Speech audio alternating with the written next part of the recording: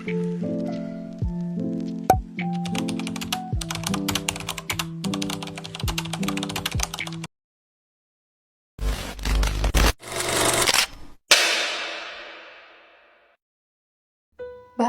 yang dibutuhkan adalah tepung terigu 250 gram, ragi instan 1 sendok teh, sejumput garam, 2 sendok makan gula, 1 sendok makan mentega, 150 ml air, dan untuk isian bisa menggunakan filling coklat atau apapun. Di sini saya menggunakan meses. Langkah pertama, siapkan 150 ml air hangat. Di sini kita akan membuat ragi instannya aktif. Kita akan mencampurkan air ini dengan gula 2 sendok makan dan 1 sendok teh ragi instan.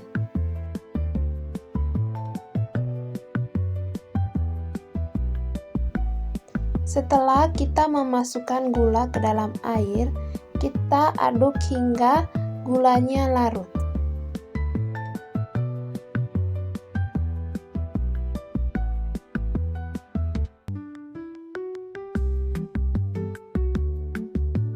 Setelah gulanya larut semua, sekarang teman-teman masukkan ragi instan ke dalam air campuran gula tadi. Tidak diaduk juga tidak apa-apa ya teman-teman. Sekarang kita akan menyimpan ragi tersebut, didiamkan selama 10 menit hingga raginya berbuih. Jika berbuih berarti tandanya raginya masih aktif ya teman-teman. Sambil menunggu raginya aktif, kita akan masukkan tepung terigu ke dalam wadah. Setelah 10 menit, raginya sudah berbuih. Itu tandanya ragi tersebut masih aktif. Sekarang kita akan mencampurkan ke dalam tepung terigunya. Setelah memasukkan ragi, kita bisa langsung saja mixer.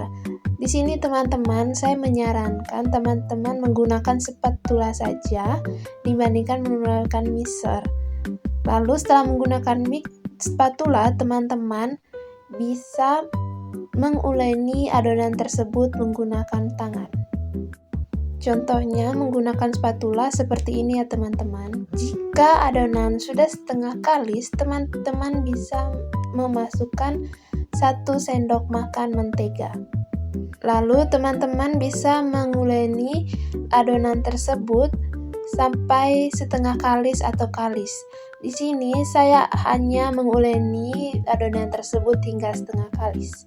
Jika adonan sudah kalis atau setengah kalis, teman-teman bisa mengistirahatkan adonan tersebut sekitar 1 jam. Tujuannya adalah agar ragi yang aktif menghasilkan gas CO2 dan membuat adonan mengembang 2 kali lipat. Setelah diistirahatkan selama 1 jam, adonan mengembang 2 kali lipat. Kita mengeluarkan udara yang terperangkap dari dalam adonan dengan memukul adonan tersebut. Lalu kita uleni sebentar agar adonannya tidak kering. Langkah selanjutnya, teman-teman membagi adonan sesuai keinginannya. Di sini saya membagi menjadi 10 bagian. Teman-teman juga bisa menggunakan timbangan agar hasilnya sama. Sesudah dibagi, adonan akan dibulatkan satu per satu. Lalu kita bulatkan adonan dengan teknik rounding. Nah, sekarang kita masuk ke tahap mengisi isian. Teman-teman pipihkan dulu adonannya, lalu memasukkan isiannya. Nah, karena saya menggunakan mesis, jadi dia agak kemana-mana melebar. Nah, caranya atau tipsnya agar tidak melebar, teman-teman sebelum mengisi atau menyimpan meses di atas adonan, teman-teman pakai sedikit air diusap di atas adonannya agar adonan tersebut sedikit lengket dan bisa menahan meses tersebut. Setelah itu, teman-teman tutup dari sisi kiri kanan dan atas bawah ya. Untuk alasnya, teman-teman bisa menggunakan kertas alas kue bolu kalau tidak ada kertas khusus kue paunya. Jika sudah dibulatkan semua seperti ini, teman-teman bisa menutup menggunakan kain dan tunggu sekitar 20 menit atau 15 menit. Setelah sudah diistirahatkan kembali selama 15 menit atau 20 menit, teman-teman bisa mulai memasukkan adonan tersebut ke dalam kukusan. Lalu teman-teman bisa kukus selama 10 menit. Fungsi dari kain yang saya gunakan di tutupan panci agar air yang ada di tutupan panci tidak menetes ke adonan. Setelah 10 menit teman-teman sudah bisa angkat.